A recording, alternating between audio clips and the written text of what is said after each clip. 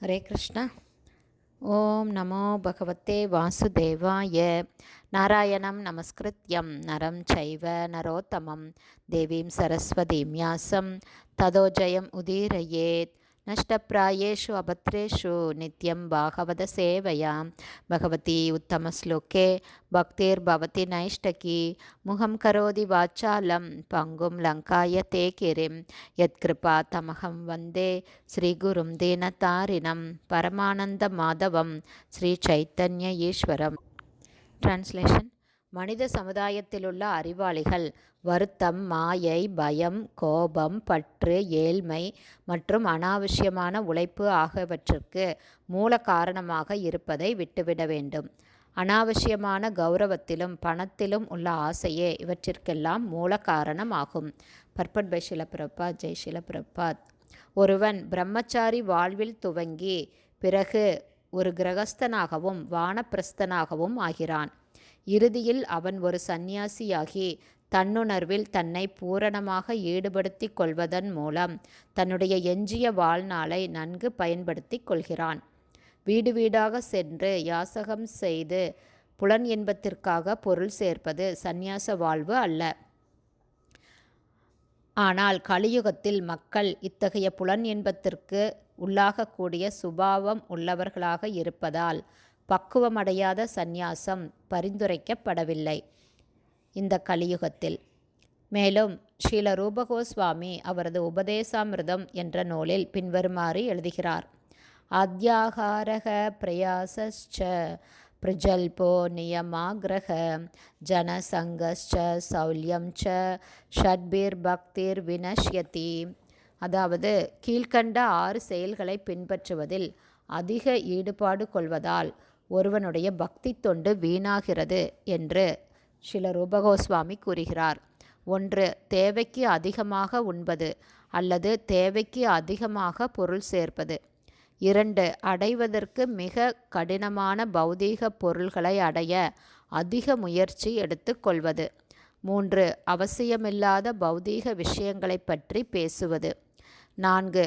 ஆன்மீக முன்னேற்றத்திற்காக அல்லாமல் பின்பற்ற வேண்டிய கடமைக்காக மட்டுமே சாஸ்திர விதிமுறைகளை பின்பற்றுவது அல்லது சாஸ்திர விதிகளை அலட்சியம் செய்துவிட்டு சுதந்திரமாக அல்லது மனம் போனபடி செயல்படுவது. 5. கிருஷ்ண உணர்வில் ஆர்வம் இல்லாத பௌதீக சிந்தனையுடைய மனிதர்களுடன் சகவாசம் கொள்வது. மற்றும் 6. பௌதீக வெற்றிகளை அடைய பேராசை கொள்வது. ஒரு சந்நியாசி கிருஷ்ண உணர்வை பிரச்சாரம் செய்வதற்குரிய ஒரு நிறுவனத்தை ஸ்தாபிக்க வேண்டும். அவர் தனக்காக பொருள் சேகரிக்க கூடாது. நமது கிருஷ்ண பக்தி இயக்கத்தில் பொருள் சேர்ந்த உடனேயே அதில் 50% புத்தகங்கள் அச்சிடுவதற்காக செலவிட வேண்டும். எஞ்சியுள்ள 50% குறிப்பாக உலகம் முழுவதிலும் பிரச்சார மையங்களை நிறுவுவதற்காக செலவிட வேண்டும் என்று நாம் எப்போதும் பரிந்துரை செய்கிறோம். கிருஷ்ண பக்தி இயக்கத்தை சேர்ந்த நிர்வாகிகள் இந்த விஷயத்தில் மிகவும் எச்சரிக்கையாக இருக்க வேண்டும். இல்லையென்றால் பணமே துக்கத்திற்கும் மாயைக்கும் பயத்திற்கும் கோபத்திற்கும் பௌதீக பற்றுக்கும் வறுமைக்கும் அனாவசியமான கடின உழைப்புக்கும் காரணமாகிவிடும். பிருந்தாவனத்தில் நான் தனியாக இருந்தபொழுது நான் மடங்களையோ ஆலயங்களையோ கட்டும் முயற்சியை ஒருபோதும் மேற்கொண்டதில்லை. மாறாக பேக் டு காட்ஹெட் என்ற பத்திரிகையை விற்பனை செய்வதன் மூலம் கிடைத்த சிறிதளவு பணத்தை கொண்டு நான் பூரண திருப்தியடைந்தேன். இவ்விதமாக என்னுடைய தேவைகளையும் புத்தகங்கள் அச்சிடுவதையும் நான் நிறைவேற்றி கொண்டேன். நான் வெளிநாடுகளுக்கு சென்ற போது கூட இந்த கொள்கைகளுக்கேற்பவே வாழ்ந்து வந்தேன். ஆனால் அமெரிக்கர்களும் ஐரோப்பியர்களும் ஏராளமாக பணம் கொடுக்க துவங்கிய பொழுது நான் பல ஆலயங்களையும் விக்கிரக வழிபாட்டையும் ஆரம்பித்தேன்.